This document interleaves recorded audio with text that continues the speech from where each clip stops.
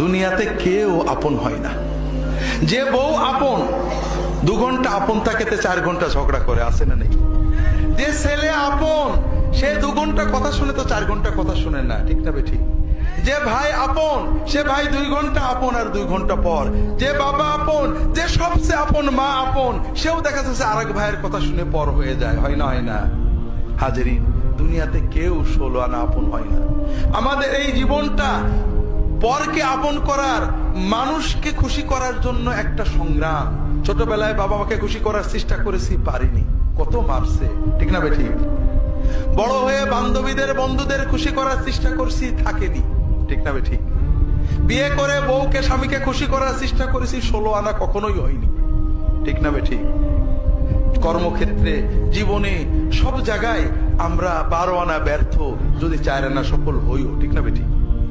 একজনই আছেন যাকে আপন করলে তিনি কখনো পর হন না, তিনি কে? আল্লাহকে আপন করতে পারলে সব সময় আল্লাহকে সাথে পাবেন। যদি আল্লাহকে আপন করে নিতে পারেন, আপনার বিপদে আপদে কষ্টে দুঃখে সব সময় মনে হবে আল্লাহ আপনার সাথেই রয়েছে। যে বেদনা কারোর কাছে বলা যায় না, বউয়ের কাছে বলা যায় না, মায়ের কাছে বলা যায় না, যে আনন্দে কাউকে শরীক করা যায় না, যদি আল্লাহকে আপন করতে পারেন সেই আনন্দে আল্লাহকে শরীক করতে পারবেন, সেই বেদনার কথা আল্লাহর কাছে বলে বুকটাকে হালকা করতে পারবেন। কথাকে বুঝতে পেরেছেন?